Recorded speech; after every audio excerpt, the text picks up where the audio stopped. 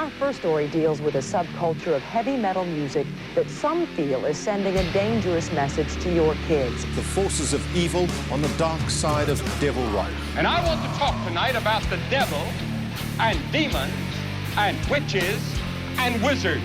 And we just mix it up with hardcore and aggression and come out with something we think's an original sound. Loud, fast, heavy, you know. Well, what do you got? What do you got? Hello, everyone. Welcome to Riff Worship, a podcast show that attempts to answer the age-old question, what makes a riff? Why are riffs important? And that's it. Only two questions. That's all of them. I am a co-host, Justin Swindle, joined by his friends, Dylan Adams and Austin Paulson. How are y'all doing? Dylan? All right. And we're moving. How is anyone, you know? How is anyone? It's been an eternity since we've seen each other. That's true. I don't know how we can keep going on like this. I've been doing terrible, man. It's just been so long since I've seen you guys. It's been absolute misery. It's been the drizzling shits, man. We did get to hang out for a little bit. For a couple minutes. Yeah, We for just a did. few. And it's pretty wild to think, and maybe it's just because we do talk like every day in some capacity, but like we've only seen each other probably twice in real life since we've started this shit. So it's great. I had a great time. Yeah. Hit the town, painted Louisville red. Went to some record stores, hit up some bars. It was a good time. The Pearl of Germantown will never know what hit it. Oh my God. Dude, Jesus. $3 old styles, man. I'm there. I'm still there right now. Mentally, It was I'm still there. essentially $3 everything was great. Yeah. And they got hot dogs. Like, Yeah, they got a little veggie dog for Dill. they got little veggie dogs. It's perfect. Yeah. The only thing I'll say about that is that it was kind of, I didn't notice it at first. Usually, in a Chicago style dog, they'll have like the pickle spear. And this one, they just did like cucumber slices or something like that. But I had a good time. I mean, after a few of those $3 old styles, you could have handed me anything. I'd probably be like, I'll eat that. That's good. Chicago.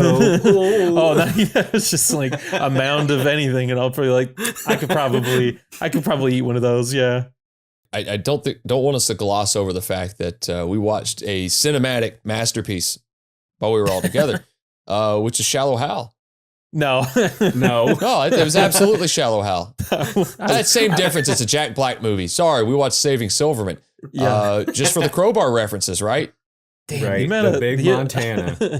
The amount of times both of these movies have been on TV, though, I've watched Shallow Hal like a lot, and also intermittently. I'm sorry. Like it never starts at the beginning, but it's Right. like always like the pool scene, or I don't know. It's a movie.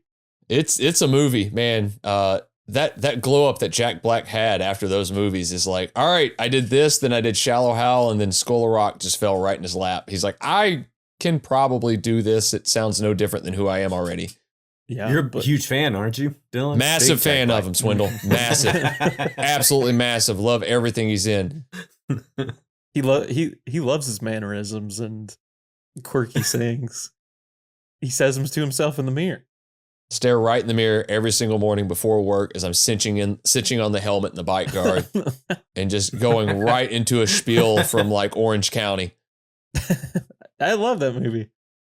Hey, we know, Austin and I know that you have to wear a helmet to work because you'll fucking eat shit. Oh, I'll fall in a heartbeat. That's right. Didn't you did actually fall the other day, didn't you? Yeah. Yes, he did. Yes, I fucking did. Ate shit right on the sidewalk walking into the building. I jumped right up and went, all right, everything's good. Nothing's broken. Didn't poo myself. I'm not wet. Did anyone see it? Construction guys. Absolutely. They heard every 4-letter fucking word out of my mouth. They didn't say a word. They at least waited till I left to talk shit. Dude, there were so many times in my life where I fell around other kids or something like that, and it's still like a thing that haunts me today. When I was in elementary school, I made there was a Halloween parade, and I made a cardboard box in like as a Game Boy, as a blue Game Boy color like the one I owned. But the problem is I couldn't walk in it very well. So as I'm trying to pick up the pace during this like elementary school Halloween parade, I completely just fall straight on my face. No. And I can't get up either. So I have to get two of my buddies to just kind of, you know, with their elementary school strength to like hoist me up. And yeah, so it doesn't just rule my every waking minute still to this very day as a 30-year-old man. What are we talking about today? It's some like doom metal record, right? Orchid's Capricorn. That's right. Today we are venturing into uncharted territories for this show. Certainly, there are many things that this band has been called. There's hardcore, chaotic hardcore, screamo, emo violence. People my age tried to coin a new term called scrams. Everybody hates that. No one says it anymore. Don't ever call it that. Orchid, the record is Chaos Is Me. Neither of you really had like a lot of background with this album, right? I mean, outside of hanging out with you at parties, probably. So in like summer of 2011, I was working in Bowling Green. What a summer it was. Yeah. I mean, it really was. It was the summer of Bill. And living in Portland at the time. So like I would come up and sometimes I just stay with Swindle for like a couple days at a time and just sleep on his fucking floor. And I remember I would wake up and that Chaos Is Me like album cover was just eyeballing me. It's like legitimately. Yeah. I mean, it is I think the first time I listened to it or heard about it, I mean, yeah, the cover is pretty. Anytime I think of this band, I probably think of this album cover alone. And also our good friend of the show, Cody Thompson, was also into this record. So it was like getting into this album through Swindle, and then also Cody, who had like a knack for just buying really cheaply made shirts that you could just buy off of like whatever website, Wish or something. But I remember he bought a Slint shirt, Spiderland, and a Chaos Is Me shirt at the same time. And I don't know if on the screen on your computer, it probably looked fine when it came in the mail. It's just overblown and pixelated and it looked like shit, but he still wore it because it was just like, wow, I spent the money on it. Like the one I remember the most is probably a couple years later, but he got When Forever Comes Crashing Down shirt. And on the image, it's like, oh, it's a really big piece. It came in and it was the size of like a Pokemon card, just dead center. It's just awesome. Like, it's dead center. I was like, is that a fucking shrimp on your shirt? God. And he's like, oh, no, it's a Converge. I was like, oh my God. Jake's pissed. You're like, no, it's not. That's not Converge album That doesn't covers. count. I don't even know which shirt it was, but I remember him getting one of them and it was like a silk-like material. Like he thought it was going to be a regular t-shirt. He 100% did that. It was just like 100% polyester, like fake silk. It was like a shirt you wear to the pool. Like, you know, if somebody had like, if he had tried to light a cigarette in that shirt, it would have just melted to his body. Just it was completely fake fabric. I don't know why he, dude, like, but that's the thing. You think after at least twice, you'd probably like, okay, maybe this website isn't the one that's working for me. And I don't know if he was ordering from the same one, but you know, it's if you want something bad enough, you get it, right? And it was like, you know, he probably only spent collectively like $8 on all these shirts total. And the first time he washed them, they shrunk to like doll size. Yeah. I mean, you know that happened. Like these things weren't made out of real material. They were made out of like something we could only think of in the future. He did it for the stories, I'm sure. Like he got the first shitty one and then was like, I'm going to keep ordering this just for all my friends to have jokes. If he's listening to this right now, I love you, Cody. But man, I still think about that sometimes. Those are great. And you know, he was so great about it because he'd get them in and he'd realize like as soon as he'd get them in, they were off. And he's like, I spent the money, I'm wearing them. No, but like he lived in that apartment and I just remember him opening one of them. I think it was the Spiderland one, and just the disappointment on his face. He was just like, "Oh no, fuck!" Like again, I'm ruined. I will never financially recover from this. But all that to say, the album cover's great. It's like such a classic looking piece of art. I'm sure we'll I get don't know into what that, those but- dots from Aang's head are doing on there, though. So we talked about, essentially, we got into this record from you. How did you get into this record? How did you find out about Orchid? Swindle? That was so accusatory. Swindle. Swindle. Put some mustard on it.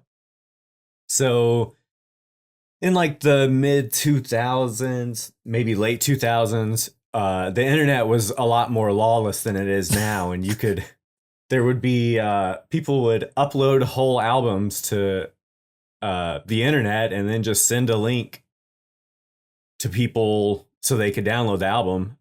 And a lot of people had blogs on the internet that just provided links for albums. And I found a blog that was started by a person in a Maryland screamo band named Mishka. The blog was called Chug Life. And like at the same time, kind of that like 16 was starting, and like Wyatt told me to listen to like The Promise Ring and Owen and American Football or whatever, I also like found this blog, and it like kind of changed my whole entire life. It got me into like all the screamo shit I ever listened to. I found through there. I fucking found Jason Molina's stuff on that blog, and that's how I got into his shit too. But yeah, I think I don't remember if I like, because Vaccine was Will Killingsworth's band when I was like first getting into this shit. I don't know if I like found Vaccine first and then went back and was like, oh shit, like Orchid and Ampere are also fucking crush, or if I like was just downloading literally everything I found on that blog. It was a time to like be scrolling through blogs and message boards, and I don't know. I think we talked about this the other day with someone of just like, I kind of remember like even the Apple Music recommendation kind of being really important for me. But you know, you guys are a few years older than me, so that's interesting to hear where it all kind of spawns from. Just some dude breaking the law, kind of. To be fair, I don't think any of the bands that he was posting had fucking lawyers to to tell him to cease and desist. Nah, Orchid's coming for him now.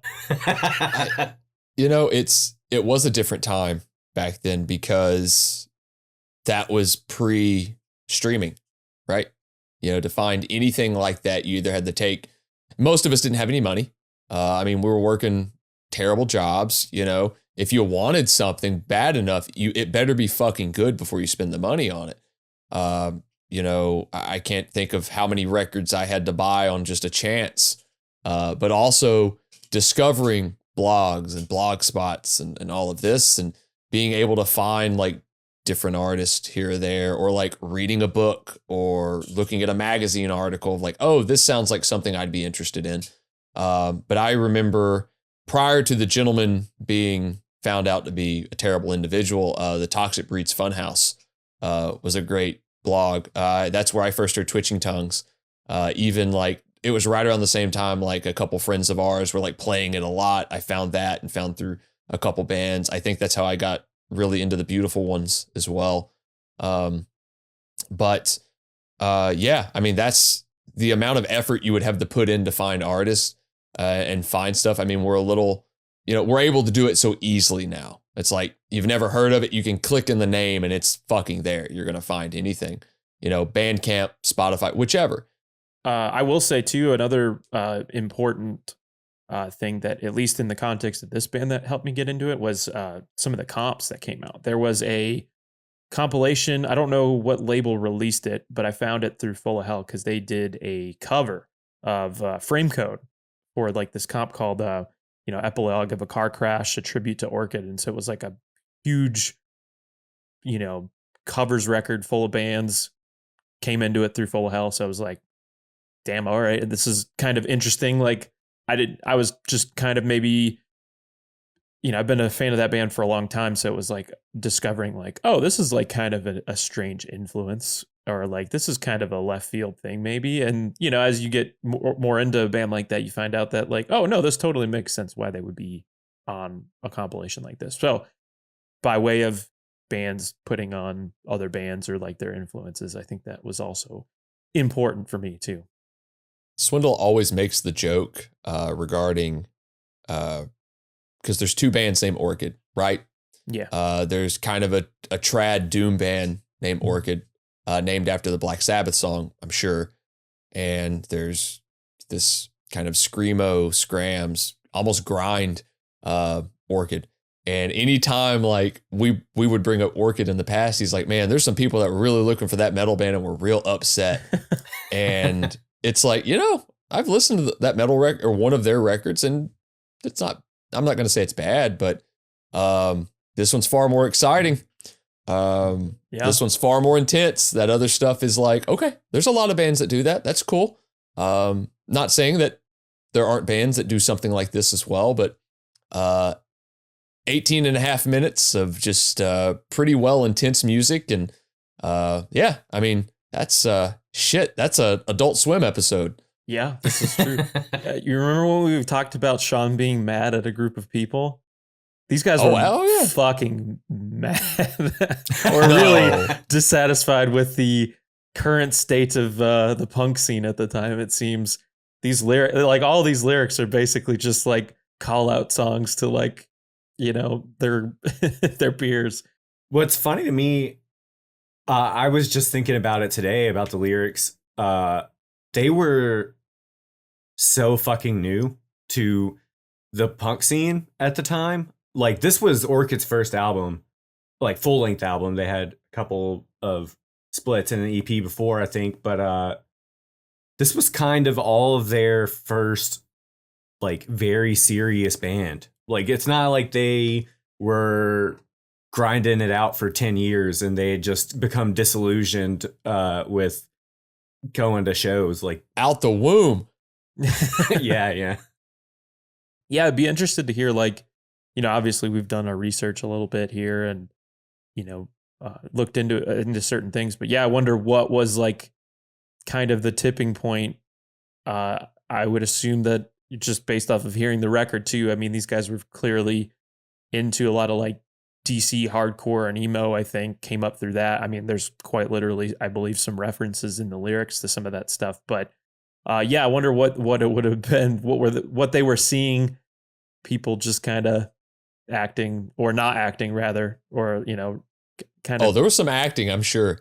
It seemed like there's maybe an instant, like people being insincere, I guess, is kind of the thing. It seems like, I don't know. But oh God, who brought this up recently? I think it may have been Sean. Everyone's afraid to say the word poser anymore. Yeah.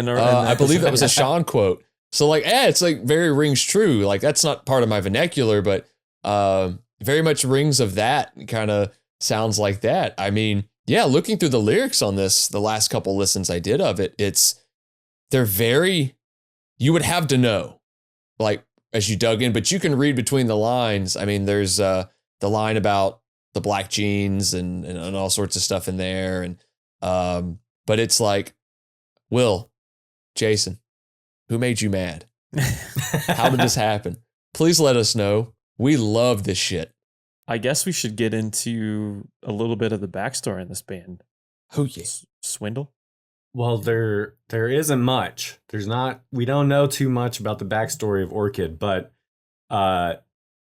Jason, the vocalist, Will, the guitarist, and Brad, the original bassist, and the bassist on Chaos Is Me, all went to Hampshire College in Amherst, Massachusetts, and they all met there. And apparently this college was kind of like a hippy dippy school where they made it seem like you could maybe choose your own like major or what you were focusing in, and you also didn't really get grades. You didn't really take tests. I guess they just found some way to determine if like you're actually trying to do what you're supposed to do. But because it's kind of liberally artsy college, a lot of people there, I guess, like had a very similar frame of mind as these kids at the time. Although there still weren't a lot of punk kids there at the school, but somehow these three like found each other, being from completely different areas of the country.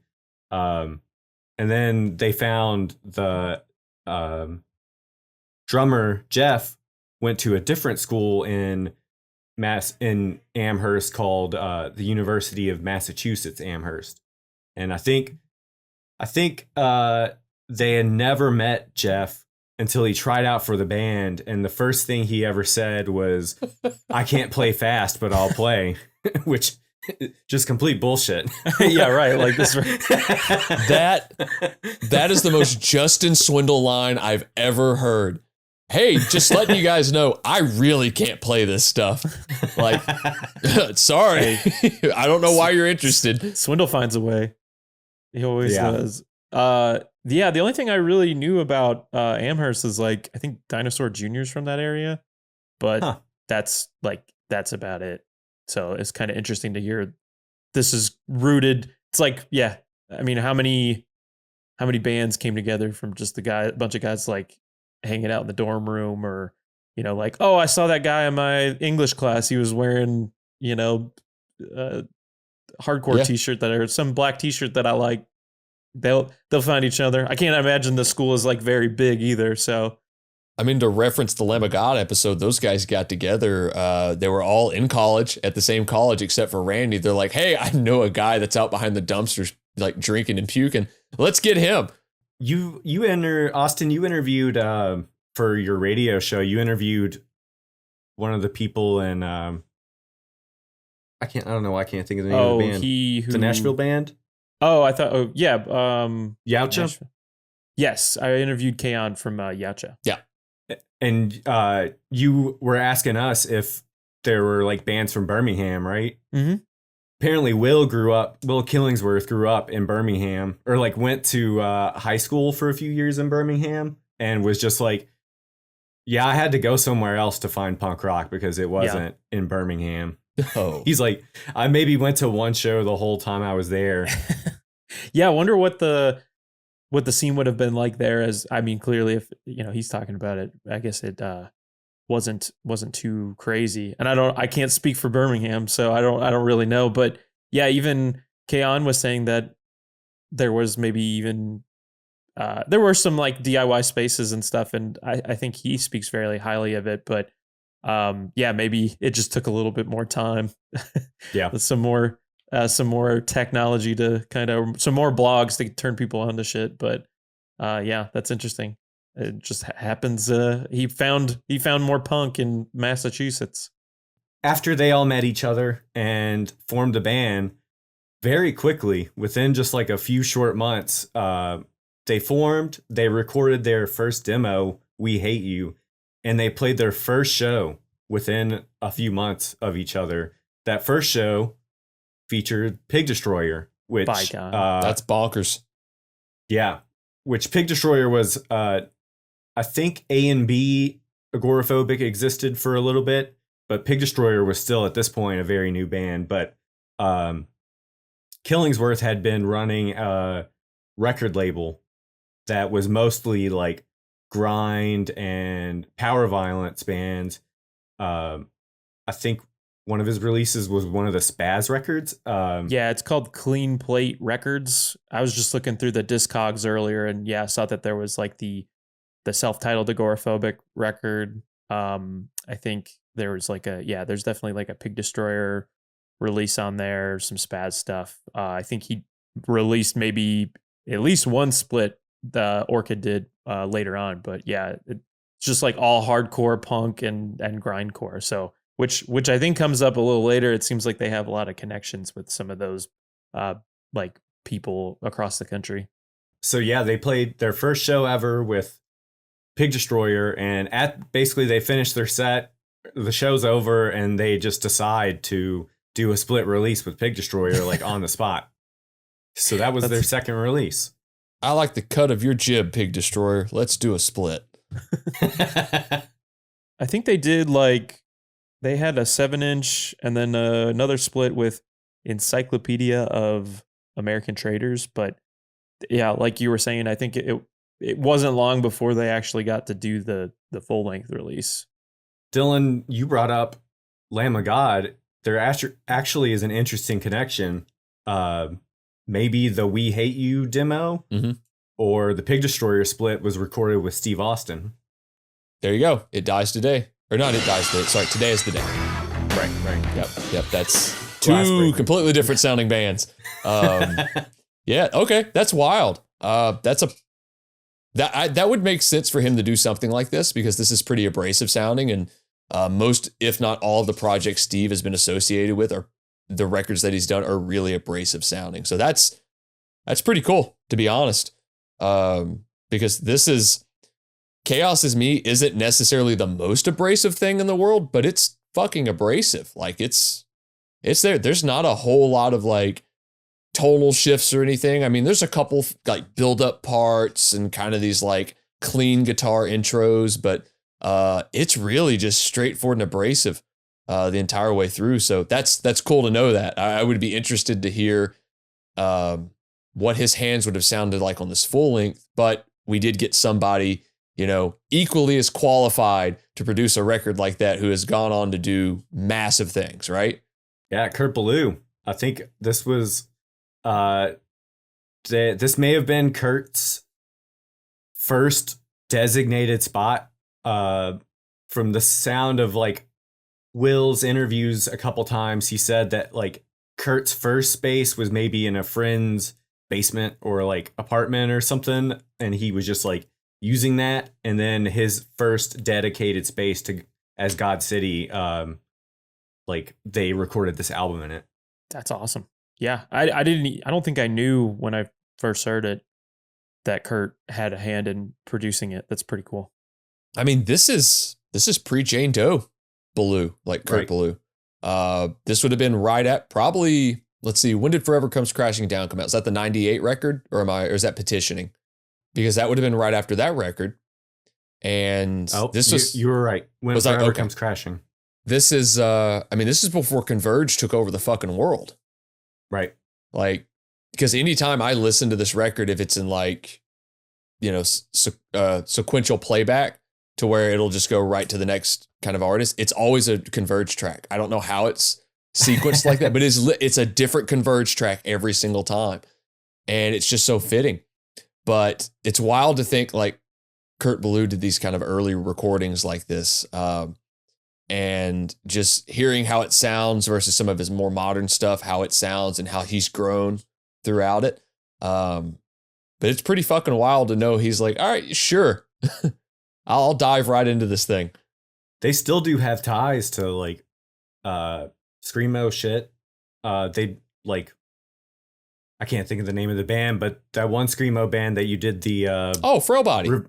Frail Body, yeah, they're on Bannon's record they're on label. Death Wish. Right. Absolutely. Right. Which I think you could definitely make the comparison to this band for sure. Oh, yeah. Oh, tenfold. Which also, just because you did the review, I just remember, obviously there's like some black metal vibes on that, which isn't like listening to this record.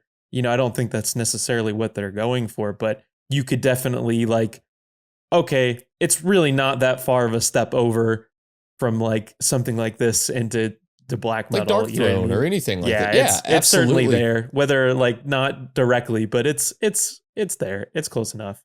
So that's years ago. That's why when I first started like hearing this stuff, like Swindle was listening to, or like our friend Wyatt, I would always kind of go to Swindle and ask him like, have you ever heard like the early Norwegian bands or anything? Because there's a similar kind of thread to it, but I also understand why he doesn't necessarily enjoy it. For that facet, but like I can 100%, there's something there that even, not directly connecting it, that has the same vibe, that has the same kind of stylistic approach, maybe even. Yeah. I mean, I think some of the playing, that kind of like alternate picking is certainly there, that like lo-fi production. Yep. That absolutely attitude to it. Gleaming from Will's interviews, I don't really think that he has an extensive background in listening to black metal. I think he was always more of like a grindy, power violence, noisy kind of person. Yeah, and that's than black certainly there metal. too. Obviously, you know, I'm sure we'll get into that when we get into some more of the tracks. But yeah, that's cool. That recorded with Kurt Ballou. I was reading some of your notes on the actual like recording of it as well. Like some of these like punch-ins. It's like, oh my God, that's when I read that, that blew my mind. On most of the tracks, there are 2 or 3 guitars. This was like recorded on a 24-track 1-inch tape machine. So they recorded all of the tracks live to tape. And then to do the extra guitar tracks, Will wouldn't punch in because doing punch-ins were too hard with this 1-inch tape machine. He would record a whole other track live to tape, like do the whole song again a second time, do the whole song again a third time. I get it. Like working with tape is apparently really difficult in a lot of the stories I've read. So basically in my head, and I would love to find this out, is if he had to do an overdub or a second take or whatever, say it was an overdub, like he had to layer a part, and it just, maybe it's 8 seconds of music, because 8 seconds in this album is a long time, and he has to dub it in. So he basically would record the entire song, and Kurt would probably have to find that part and cut around that just to sequence that. That's fucking wild, because I read, it makes me think of this, like in the recording of Jane Doe, obviously Kurt did that record. Like, we know that. But there's actually points where he is recording and he would have to punch in with his feet. And he got so good at splicing tape during that time. He's like, I could do it without thinking about it. It's like, holy shit, what? And tape was expensive, apparently. Yeah. Like, Jesus Christ, that's a feat. That is doing it for the love of the game right there. Like, was that recording a full take. Yeah, a feat. You said that's a feat. You were just talking about him punching in with his feet. This guy fucking got him. All the zingers. They also noted that Will noted that they recorded for about 18 to 20 hours to record this full album. That's a minute an hour. It's probably 2 days. They probably did this whole album in 2 days. It sounds really good in comparison to hearing that it took 18 hours. It's their first major recording they've ever done for guys that really aren't experienced in any sort of studio format. And they were in a more traditional studio, or a space, for lack of a better word. And it sounds, I mean, there are modern records I've heard that sound like this. And I would hedge a bet that this has influenced a lot of those kind of modern records as well. But it sounds good. Yeah, there's parts you can listen to it so it sounds like pure chaos, but it's supposed to, right? This is that type of music. It's supposed to sound just right it's straight down the middle. But I mean, you could hear the drums. The hi-hats may get blended a little bit here or there, but fuck it, it's a hi-hat. Really fucking hear the bass. Yeah, the bass absolutely. Is so loud. Yep, you can hear the amp pushing. Like you can hear how loud it is by how, like, even in a couple parts where it's supposed to be clean, it's not even necessarily distorted, it's overloaded. Like you can hear it almost like digitally clipping. It's so loud. But you're right. Everything's really loud on this. But again, it sounds good. You can hear everything. But it definitely sounds live as shit. Like it sounds like they're all in the room just going at it. Well, should we get into some of these tracks? Hell yeah. Do you want to say the name of the first song, Austin? I asked someone who took French to help me out. Parlez-vous anglais? Le désordre, c'est moi. I probably fucked that up. Voulez-vous coucher ce soir? I got it all phonetically spelled out for me. Le désordre, c'est moi. Which I guess I think that's right. Maybe also translates weirdly to the disorder is me. Yeah. So there's that. Lil' Kim would be proud. This is, again, when I think about When I think of this record, outside of the artwork, I always think of this intro. It is perhaps the like the eeriest intro I've ever heard on a record. And I didn't know, you put it in the notes. It's like a sample of a composition written by a Romanian-born Greek-French composer, Yanis Xenakis. So yeah, you nailed it. You nailed both. Yeah, man, you got that. We'll see. We're gonna get the angriest email from like a family member of that person's. They're also listening to this. You disparaged Uncle Yanni's good name on your podcast. They're like fucking scrounging all over the internet looking for anyone mentioning the Orchid record so they could like just talk shit to them. I wonder, I would be interested. I didn't see how or what about this particular sample like stuck out to anybody to use, but it's effective as fuck. That's for sure. I think one of them said they were listening to this composer and it like just felt like it carried the vibe they were looking for their band. So they were like, let's stick it at the beginning of the album. Yeah. And then how about I don't know if they hit the cymbal hit where it's like ding and then just fucking explodes into fury. 1,000,000 miles an hour right off the fucking so rip. Fun. Doing that in the studio probably was like, all right, I'm going to hit one time so we know all to come in together. Yeah. Got it. Kurt's behind the board just going, sure, guys, I could probably put together a click track and just, you'd never hear it. No, this is fine. Okay, cool. There it is. Ding. Bah. I love the lyrics of this as well, which, definitely had to follow along to so like an online like lyric sheet or something like that. But all the watches stop when the first brick was thrown is a badass line. That is such a cool lyric. Hell yeah. A lot of this album is very similar in regards to like the rhythm of the guitar. Yeah. Yeah, absolutely. Very, very, very driving 16th notes or 32nd notes or whatever. So fucking fast. The drums are fucking wild all over this album. So on the drums, and I can't, and we'll have to get back to it, but there is a track on the album that has at the tail end for like a second and a half, there's a blast beat and it's for no reason. It's just like, clack, clack, clack, just ends the track. And I heard that and I went, that is poetry in motion. That's like a cat walking up on somebody and popping it in the head and just doing it one more time and taking off. Like, that's perfect.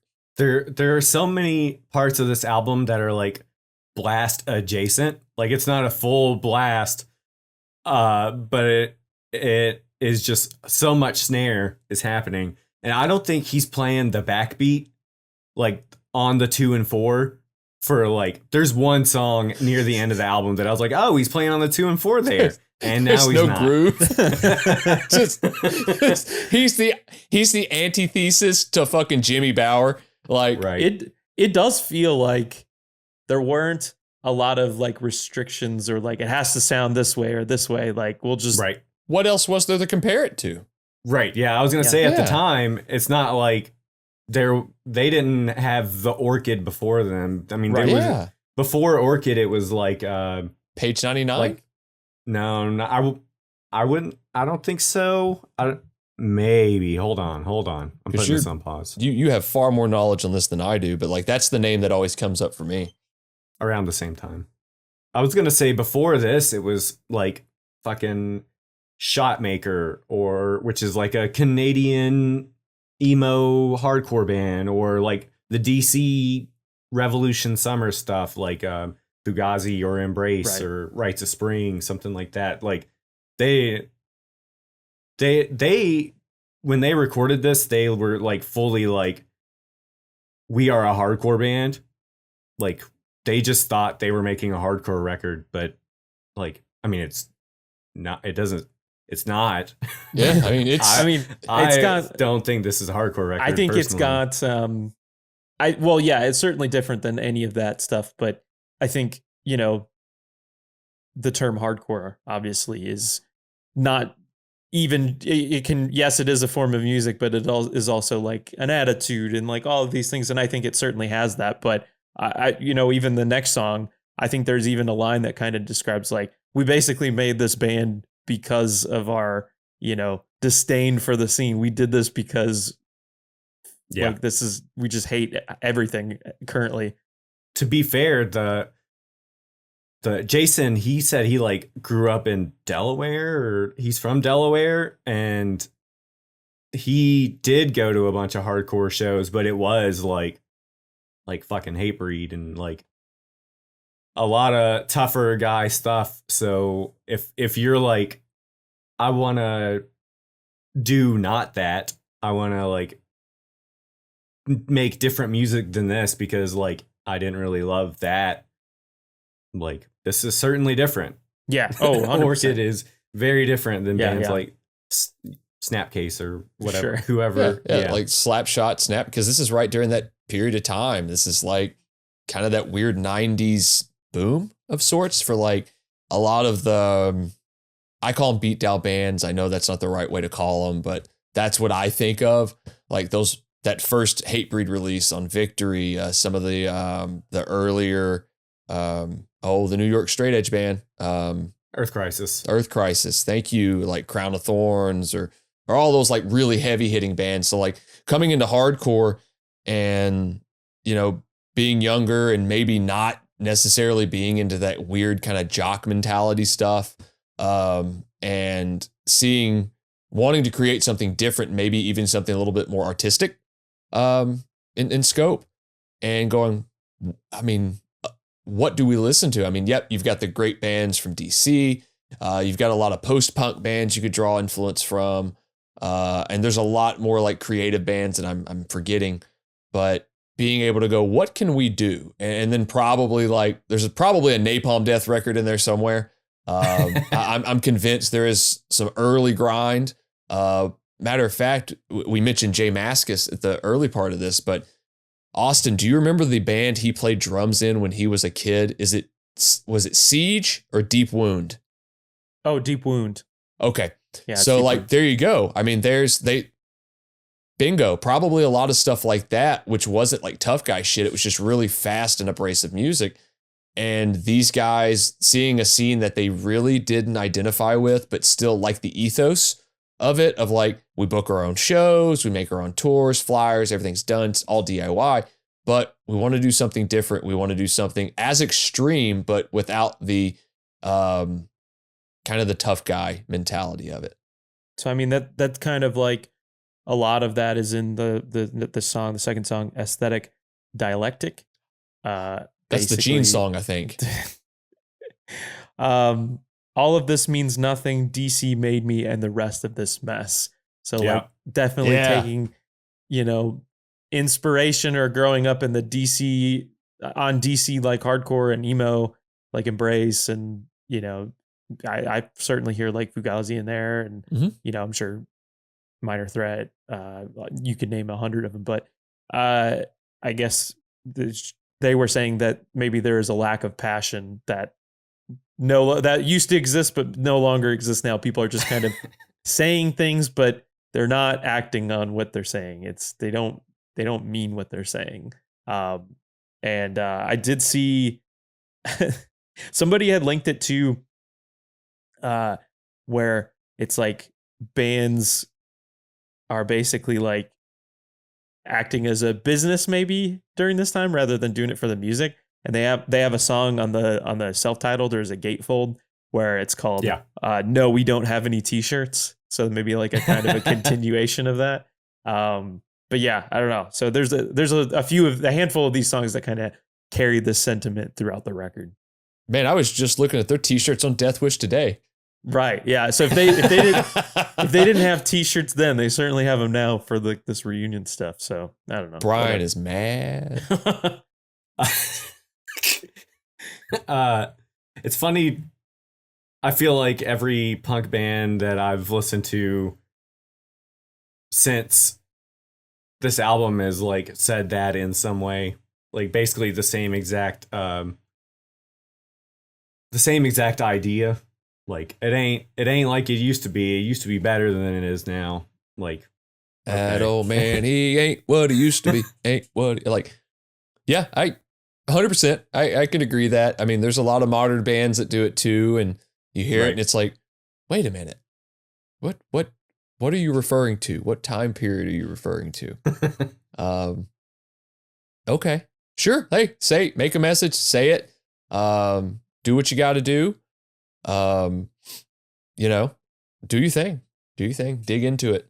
I think there's certainly truth to that, though, where you basically just like have people who stand on the pedestal, of course, and write songs about being the change, but don't like actually do the change they preach about. So I don't know. I do want to say that the main riff of this song is really fucking catchy. It got like stuck in my head for a long fucking time. For it being as fast and abrasive as it is, there is still like quite a bit of melody in there. It's just like fucking ton. Just at like 200 miles a minute. Yeah. That's another thing that really like, I think that's why this album really struck me as much is that melody's there. And that's kind of what I find in those early Norwegian black metal records is it's very repetitive, but you find that melody with the passing chord changes and everything. And I like Will's guitar playing on this record a lot because it's really fast. It's abrasive. It's just fucking out there. But it's the way he's playing. It's not just like 3 power chords going as fast as he can. It's not like a straight ahead grind record, right? It's like he's adding nuance. He's adding melody to it. He's hitting octaves. He's hitting different little runs here and there that are still filling in the space, but it's interesting. And there's melody to where the vocals aren't melodic in the least bit. Right. So there's got to be something. And it's like, bingo, there it is. There's kind of the hook. People are going to stop listening to this podcast right now. They haven't already? But I can't wait until y'all do listen to that Ampere record because there's a lot of fucking melody in his guitar playing for Ampere. I think more than this album. We'll shut it off just then. It's done. The songs are like 40 seconds. It's also a lot more chaotic. Damn. That's saying something too. They just put this record in a blender and they were just like, more. Well, I mean, I think you certainly hear it on song 3 too, in G and E. What chords do y'all think they're playing? C. The entire time. Just a fucking C chord. It's like, again, just for being so fast, you can certainly pick out the melody in this song too. Yeah. Possibly another DC reference here as well. Some of the lyrics, somebody commented, I Wish I, which is this title of the Embrace song. And which I think is also kind of about a similar thing of like people not using their, like you're doing it wrong kind of thing. Like you're preaching about the wrong things, or you're not acting on what you're saying. So I wish I didn't have to sing this song. Yep. New Jersey versus Valhalla, baby. What a strange title, man. Because this is the one that I always kind of remember. Like, and maybe just because of the title for sure. Yeah. But this is the first bit of fucking respite that you have on this album since it's begun. We got a riff. What are we? We're like 5 minutes into the record. Right. Maybe. So yeah, it's like like you said, it's like kind of slows down. There's some riffing going on here. There's almost a verse in this song. There's like, I think it may be the first time they come back to a riff, maybe. I like this too because I start to hear more of that that DC influence on this, in that there's like this kind of, it's sloppy kind of playing. It's almost like a Greg Ginn kind of thing. You know how he attacks like it's maybe even like slightly out of tune in a way, but it's there. It just kind of meanders, and then it just like hits you in the chops. It's kind of the it's just a fuck it part, right? Like, hey, I'm kind of out of tune. I'm fucking playing it. I don't give a shit. Probably 2 or 3 takes of this track was probably done in the studio, and Kurt was like, "That's the best one you did. Don't mess with it." This might be the song that you were talking about him the drummer blasting at the end. It's just like it was almost like, hey man, just do it once. It just Play us out. Weekend at the Fire Academy. The 007 riff. It's the secret agent man part. Yeah. Like I heard it and was like, what am I hearing? And I just go, this sounds so. And I dug deep, like, what is this? I went, son of a bitch. I was like, and it's not exactly it, but man, it is close. And it's unintentional. Sure. Absolutely. Right, It makes me think of like early Converge, just with like, it makes me think of those first couple Converge records. Right. Yeah. And I heard that and like, it's almost note for note that. It's very dissonant. Yep. And what I like about this band too is that they're able to, it's that repetition thing, but they'll take like those single pick notes and then they'll just apply it to make it the riff. Make it the whole riff. Yeah. Right. Yeah. They do the fuck out of that. And I like that it sounds good as both. It sounds good as like the eerie dissonant riff, and then it sounds good as like full fucking band going 200 miles an hour. Frame Code is the next song. This is the song that Full of Hell covered on that comp that I mentioned earlier, but another kind of slow DC kind of slightly out of tune intro, and then just goes off the rails. They got a droning bottom string at that open riff. Super fast. There's some cool like drum stuff that I noted on this as well. There's like playing around with like some of the toms or something like that. But yeah. There's not a lot of toms on this album. So when he does a fucking tom fill, you're like, whoa, hold on, what are we doing here? There they are. It's before we hopped on, like we were talking about, you could listen to the whole catalog in about 45 minutes. Like I got a chance to check out the second record, and it's funny to think that it's still the same band because it doesn't really deviate too far from this formula, but it's like, oh yeah, there's more drums on it.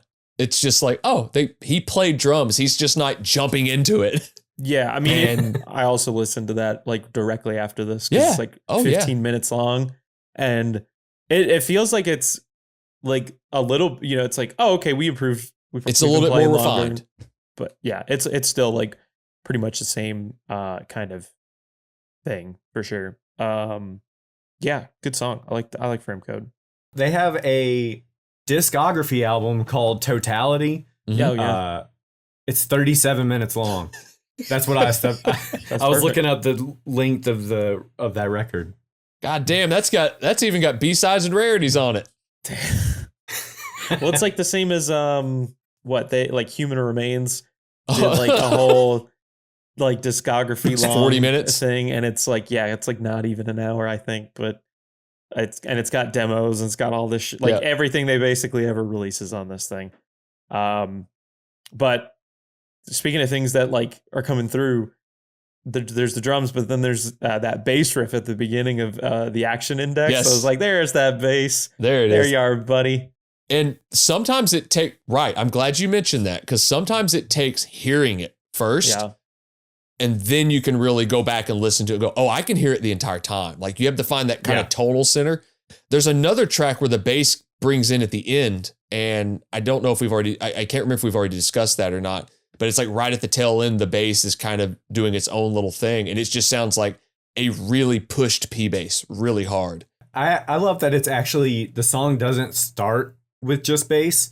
They blast for a couple seconds, and then the guitar and drums are just like stop on a dime, and then the bass like just plays the riff super slow and by itself.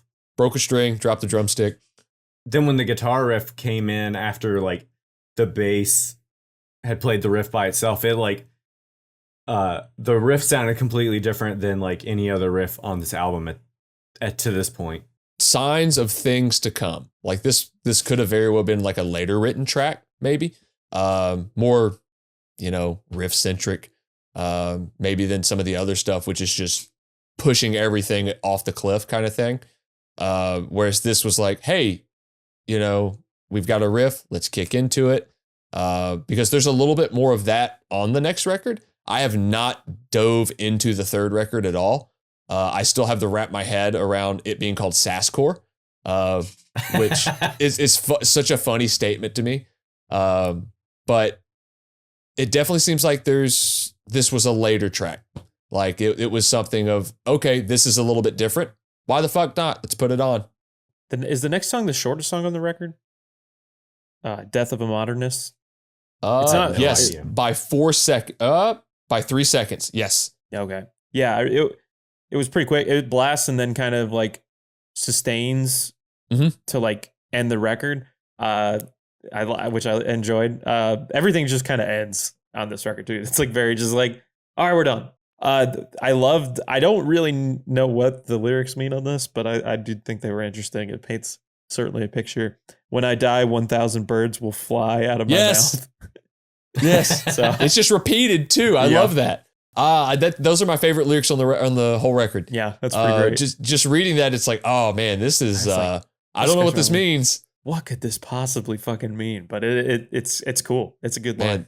Brings a whole new meaning of having to eat crow, right? I love the title of this next track, by the way.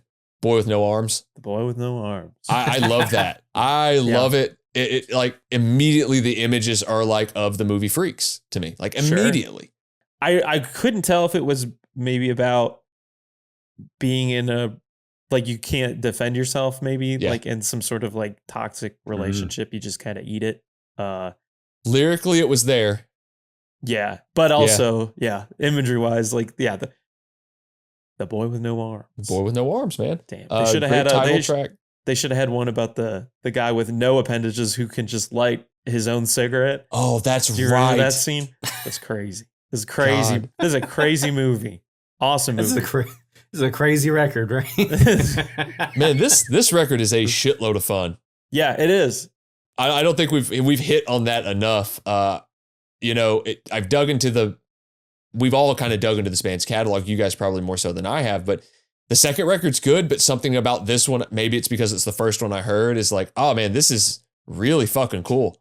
The first riff in this song is so fucking long. It's like 8 measures or something. Like it's a long riff, even though they're playing it for like 220 BPM or what the fuck. Sure. Yeah. Hey man, this is a long song on the album. I mean, it almost breaks 2 minutes. They almost did it, and they will. They do. Yeah. There's 2 tracks on the record that do. Invasion USA. Don't the Pumpkins have a track called Geek USA? Yeah, it's probably the same as this. Yeah, same track. Sounds exactly the same. No difference. One guy's just bald. Like complete same thing. I actually don't know. I think I kind of know what Will looks like, but every other member in this band could be bald. I don't know what they look like. I think the singer makes me think about the Drive-In. Like when I see him, like in these older photos. Yeah. Kind of looks like Omar. Or no, wait. Cedric. Looks like Cedric from At the Drive-In a little bit. Same kind of like tight pants, white belt, black shirt, which was the style at the time. Nice Simpsons reference. You are welcome. We had to get one in. Jason has got long hair now.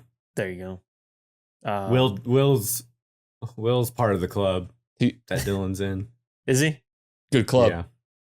Tear up the cul-de-sac. Again, great lines on this song. That's a hairline, and I'm imagining it's like, just shave it, bud. Just shave it. Oh, what are you cul-de-sac? What are you talking about? Oh, just shave it. I was like, what do you mean? I'm reaching with that one. It's called content. That's gonna be the real. He's going for laughs. No McRib this time. No McRib. Just shave the cul-de-sac. Just put the little lawnmower up there and go for it.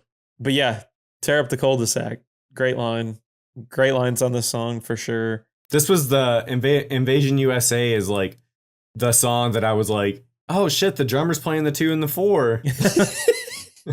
Like next to got last a groove song. at the last bit of the record. Right. Oh man, I can make this easier on myself a little bit. Damn. All right. And then immediately he was like, never mind. I'll do it. Fucking hate that shit. Get that John Bonham shit out of my way. Then we get to the 11th and final track on the record, Epilogue of a Car Crash. Another great song title. It's their Orion. It does it's start the like longest track on the record.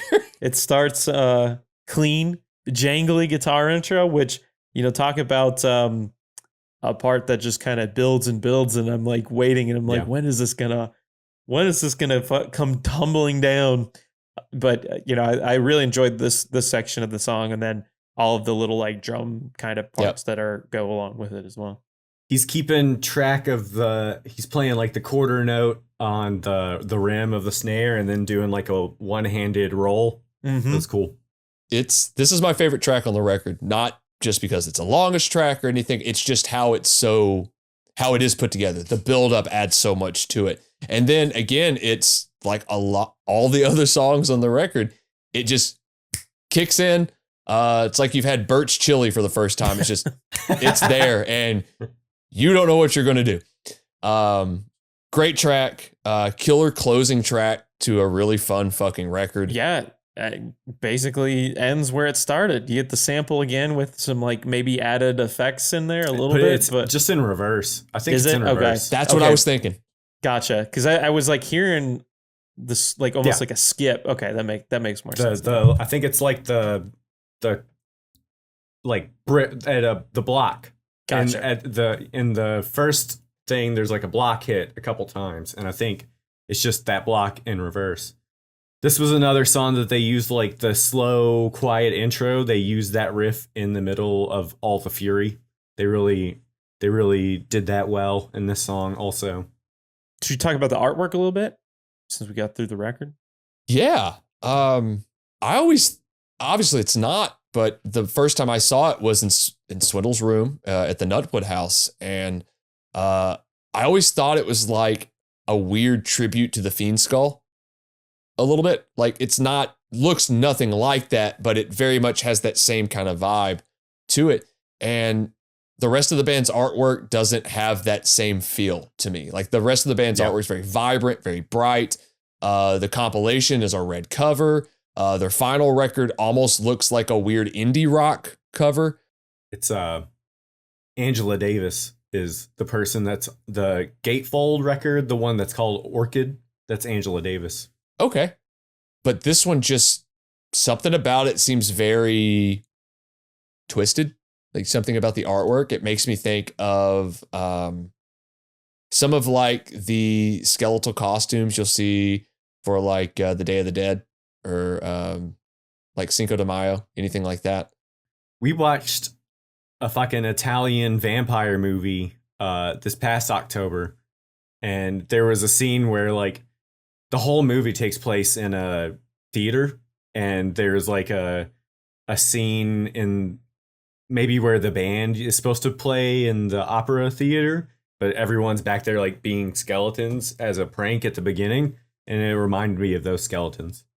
I think the kind of vibe I get even sometimes when I look at it is like very, and it's probably just because of the colors and the way that I guess maybe the font and just the way things are kind of laid out on the cover. It's very like 60s looking. It's very almost like a jazz record. Yes, in my opinion.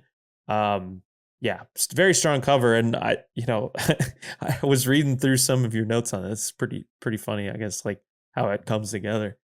Oh yeah, when they got the record, they like already booked a tour, and they didn't have a cover, like the cover that everyone knows for this band. They didn't have it, so they got it while they were out on tour, and like put together all of the packaging for this record like at a Kinko's or something in like Arizona or awesome. Some shit like that. When they went out, they had a completely different cover for it, like with some photographs or something. That's awesome. Just I would love to see what that looks like, even like what it like initially looked like, just because we're going on tour, we have to have something. You know what I mean? So maybe there's a few just like lingering out there. Someone will reach out to us. Let us know. We want to see it. Someone's got that. Someone bought that shit off Discogs and spent a lot of money on it. I didn't realize that. So there's dots on the record cover with that are a reference to the Promise Ring. Yeah, there's that record. Nothing Feels Good is like a photograph of maybe like a drive-in restaurant, like a Sonic, but old timey. And there's just like a row of dots that are a bunch of different colors. And then all those dots like cascading down. Talk about tour. I didn't really find a lot of information on this. One thing, there was a quote that Will made where, he talked about doing the label for a while, and it, it was a punk, a hardcore, and a grindcore label. So it seemed like a lot of the shows that he was booking like those first few tours, they were with a lot of grindcore bands just because that was like all the people he knew across the country. So it's like, but then he also kind of says, as he met more bands on tour, it kind of naturally progressed into playing with more kind of like-minded individuals. I did find a picture that Jerome's Dream posted recently at the world famous Fireside Bowl in Chicago in '99. So I don't know if it was before or after the record, but there's like a picture of them kind of just baking in the heat, sitting up against the Fireside Bowl in Chicago. I couldn't find any videos. There's like a ton of videos of like a bunch of bands that you could find playing this basically a bowling alley, like AFI and just Alkaline so many Trio. Yeah, all of that shit, like Fall Out Boy, like all these like really classic bands have like performed at the bowling alley still does, still exists. I was going to ask. You can't, there's no more like shows there anymore. Gotcha. But yeah, you can blow through a lot of this band's discography within, an hour probably. But after this record, they did it was either before or after, I couldn't find the date. They released a split with Combat Wounded Veteran, all one word, in '99. This was released on Will's label Clean Plate. They did a split with Jerome's Dream, who they toured with. Split with the Red Scare in 2000. Both of those splits in 2000. Dance Tonight, Revolution Tomorrow, also in 2000, and then Gatefold Orchid in 2002. And that's pretty much all she wrote. This band really did not exist for a long time. No, this was Brad, the bassist's last album. They were in college at the time, and I guess Brad, even though they didn't get grades, Brad just was not doing good. So his parents were like, "Listen, kid, we're not putting all this money up for you to fucking get Fs or whatever are considered Fs at this school." So that's buck wild. So he had to drop out, and Orchid being the reason he couldn't do his school must have sucked, because then he couldn't do Orchid anymore. He had to move back to like fucking Birmingham or Alabama, wherever he was from. Just, could you imagine going to a school that doesn't really have grades and they're just like, "Hey man, we don't know how to break this to you, but you are really having a hard time, aren't you?" Like, what do you mean? Yeah. What was he doing? Like sitting in his dorm room, just like doing God knows what. Like, I just didn't want to leave one day, man. I just decided not to leave any of those days except when I was on tour. They all kind of still did stuff, though. I mean, think of all the bands that came after, right? Brad ended up being in Bucketful of Teeth with Will. There's that band, of course. Swindle mentioned Ampere, Panthers, which is not a band that I've really listened to. It's like maybe more of an indie rock band, I guess, that the new bass player and two of the members of Orchid are in, the one that came after Brad. But so I mean, they basically stopped in 2002, and now we kind of like fast forward to today. They're starting to play some shows again. It's been like literally over 20 years. 22 years. It's crazy. Yeah, when I fucking started listening to Orchid, I would have never ever dreamed that they were gonna ever play another show. It like wasn't even a thing that people could have ever thought about. Sure.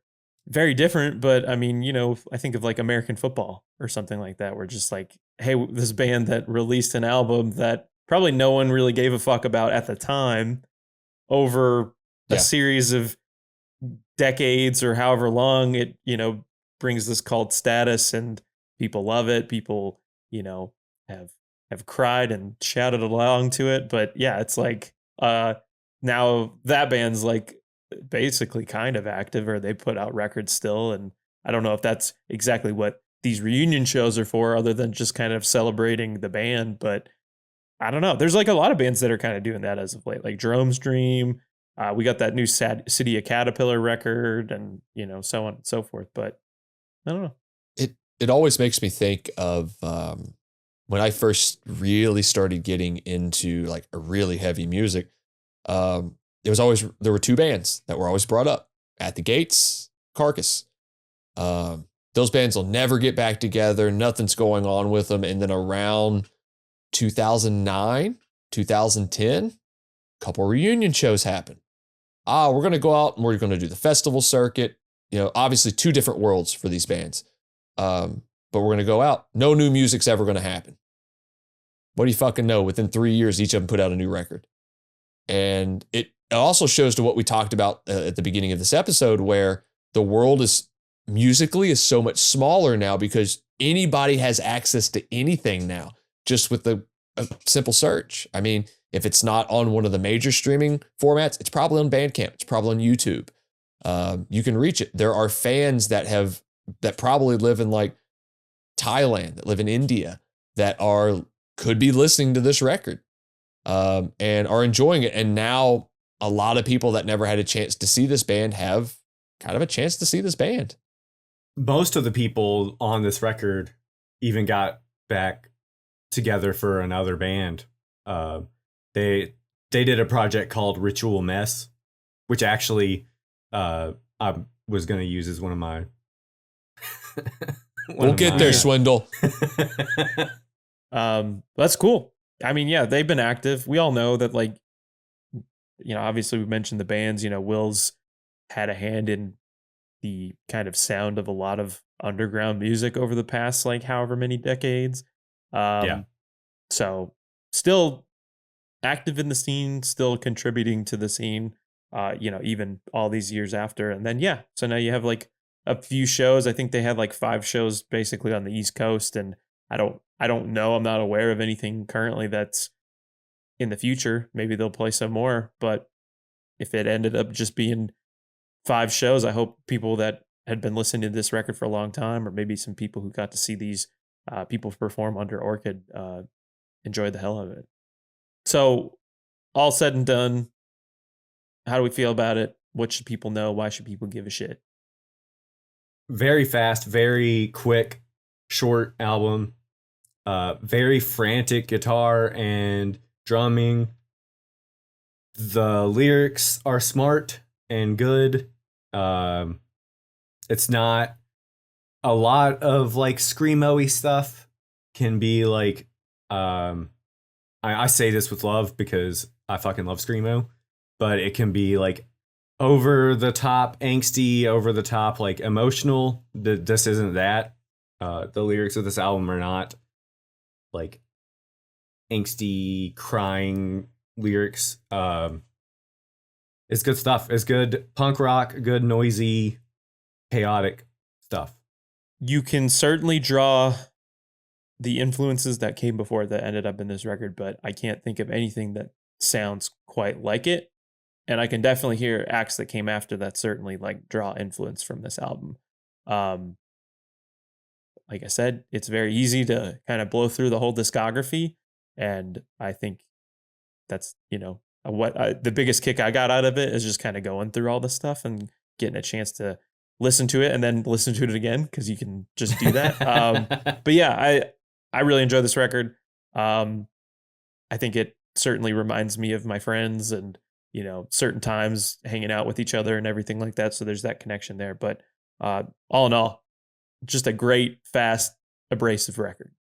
As someone who is by no means familiar with any of this type of music, to the extent that you two guys are, and more so Swindle, being able to hear something like this and really get into it almost right out the gate, because it's like, oh, this is extreme. This is really, really extreme. This is abrasive. This is really enjoyable. I enjoy this album so much more than anything the other Orchid did, which would be loosely right in my territory. Not even that. I'm just saying I enjoy this more. This is far more extreme. Like, it's everything that you would want on a grind record is essentially on this record.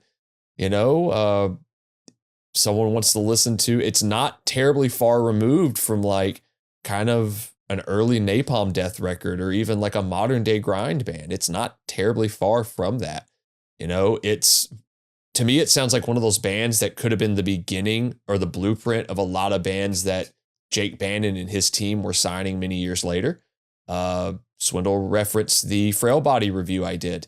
You wouldn't have bands like that today. You wouldn't have a lot of bands in that vein like that today, probably without this record or something adjacent to this record, like an Ampere record or one of the other Orchid records, or any of the other acts these guys were in.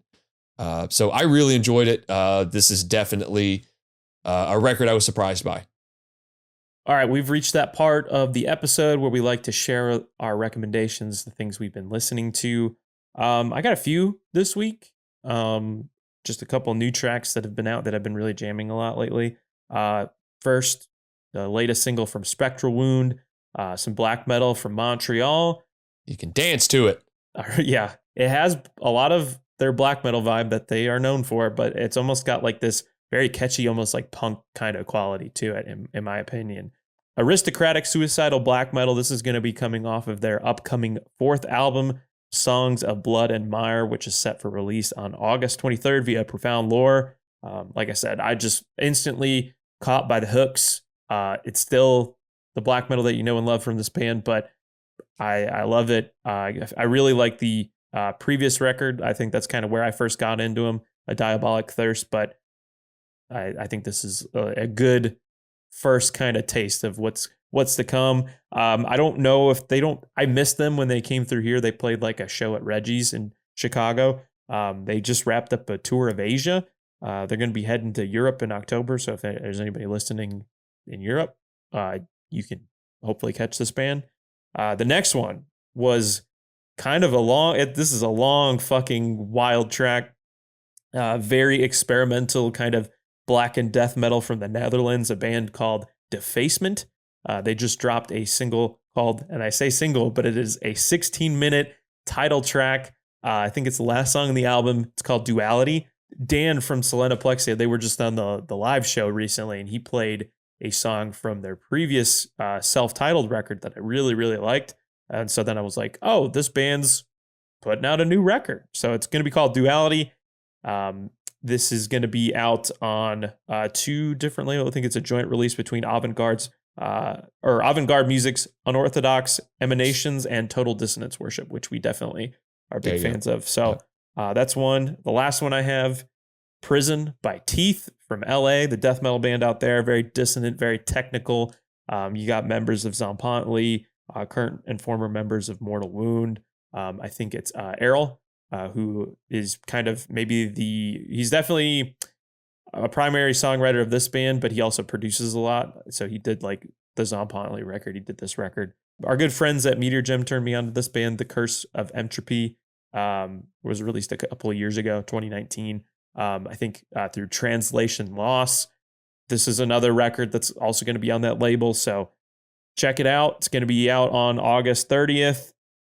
Yeah. I listened to a band that featured Jason Green of Orchid named Violent Bullshit. The record that I listened to personally was called Adult Problems. It came out in like 2012, I think. I think they may have had a newer record during like COVID shutdown, but that was not the one I listened to. Think Bad Brains or Minor Threat, kind of like 80s, very fast, very punk, early hardcore stuff. I'm going to also recommend the new Uniform song, This Is Not a Prayer. It's going to be coming out on the album American Standard, which I think is out sometime in August. But that was just released this week on time of recording. Yeah, I love the album cover. I mean, the song's great too, but that like the album cover they used for it is very like rustic and kind of, I don't know, very say industrial, I guess, for lack of a better word. But Sacred Bones, right? I'm assuming, right. And then I like that band a lot. I'm excited for it. I can't wait to watch people get bored in the mosh pit after they play the same part for like 5 minutes straight. Just fuck them. Fuck those kids. Oh man, what do I have here? I got a couple new ones and an old one, a real old one. I'm going to start out with the newest single from Tribulation. band I have been a fan of for a very long time. They dropped a new single called Saturn Coming Down through Century Media Records. There's been no announcement of a new record, albeit I'm really hoping that this ties into a new release. It's been quite some time. I believe 2021 was the last release. So really looking forward to this. A big fan of the EP that they put out a couple years back. So really looking forward to this. It has all the aspects of it that I love about this band, but it also has a little bit more of like a goth influence to it as well, with some of the vocals. Definitely makes me think of like almost like a Nick Cave kind of thing with the vocal performance, a very baritone thing. Check out our episode on Down Below too. We talked about that record. Yeah, we did do that. That's right. Yeah. That's a missed on one, man. So the next track I got is a little bit more in vein of I don't know what you'd call it. It's technical death metal, but it's also these guys like their space shit, and I love this band a lot. And I think they're one of the better modern death metal bands, or modern brutal death metal bands. You could throw in like a Defeated Sanity or Malignancy into this as well. But it's Wormed, and I'm going to butcher this track title. But the track title is Pleoverse Omninertia. I don't know what it's about. The name makes me think of Optimus Prime as soon as I hear it, so I'm fucking stoked. The album will be released through Season of Mist Records on July 5th, 2024. The album is called Omegan. They're from South America. They'll release an album about once every 6 years, but usually there's a concept around it. There's tie-ins and all sorts of stuff. So this is going to be some pretty wild shit. If they ever break up, does that mean we get dewormed?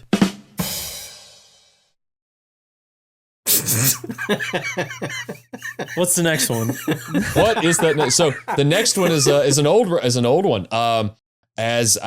We all saw each other not quite some time ago, and on the way back, I decided to dig into the Queens of the Stone Age catalog, and everybody's really familiar with Songs for the Deaf, Rated R, probably like Clockwork. But the first full album from this band that I ever heard was their 2007 fifth record, Era Vulgaris. I remember reading like a Revolver magazine when it was still really good, and they did an interview with Josh Homme, and he was talking about the making of this record. I was like, this is weird enough that I just got to go fucking buy it. It's a very strange record. There's a lot of strange guitar tones on it, sounds on it, all these like discordant sounding things. It almost sounds like you went down the rabbit hole of like Alice in Wonderland. The artwork is very, if you've ever seen it, it's the two like weird cartoon looking characters on it. It's very bright pinks and greens. Era Vulgaris has the single Sick Sick Sick on it, 3s and 7s, which was on one of the Guitar Heroes, and Make It With You, which is a great kind of rock and roll ballad. Really cool record, worth giving it a shot. It's not as like pummeling as like Songs for the Deaf or Rated R, but man, it's a really cool, weird one. And it's so much better than Lullabies to Paralyze. All right, that's what we've been listening to. Thanks so much again for joining us this week. You can follow us at Riff Worship Pod, Facebook, Instagram, and Twitter. We also have some official playlists that you can check out through the links below in the description. Hits from the Crypt on Apple Music, Riffs on repeat through Spotify. Dylan also does reviews every Friday, reviews from the Dillbozer's Den. So if you want to stay up to date on some of the new releases that are coming out, you can always hear the 2 cents that are coming straight from that bald, beautiful dome of his. I do a radio show. Brain in there. Just a bee in a bucket. That's it. Bee in a bucket. I also do a radio show that's coming to an end, but we do live show 6 to 8 every Monday on FM 89.1, WONCA.org, and the iHeartRadio app. We also have an email address, riffworshippod@gmail.com. So if you ever want to reach out, say what's up, say what we're doing wrong, because I'm sure there's plenty of it, or ask us a question about something, feel free to reach out that way. But for myself, for Dylan, for Swindle, we'll be back next week with some other riffs, I guess. Bye.